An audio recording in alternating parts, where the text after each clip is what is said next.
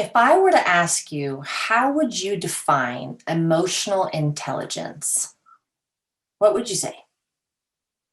I want to share with you how I would define and how I think about emotional intelligence.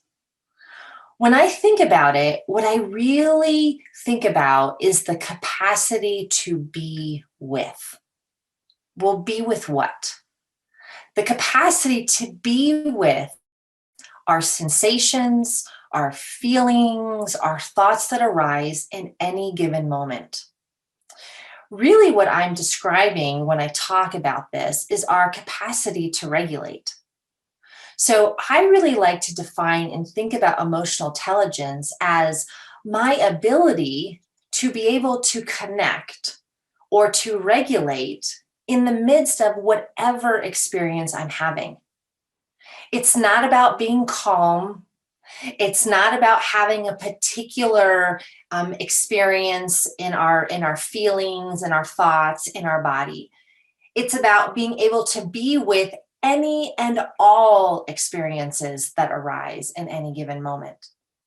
So my capacity to stay connected to myself when I'm frustrated, my capacity to stay connected to myself when I'm sad, my capacity to stay connected to myself when I'm anxious.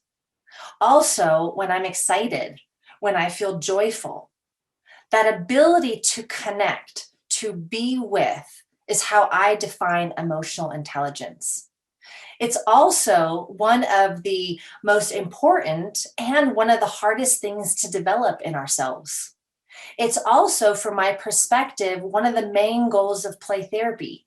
We're helping develop the capacity for larger and larger states of emotional intelligence in children, which, when we tie that together with everything I've just said, is we're supporting children in learning how to be with any and all experiences that arise. It's not about becoming calm, it's about being with.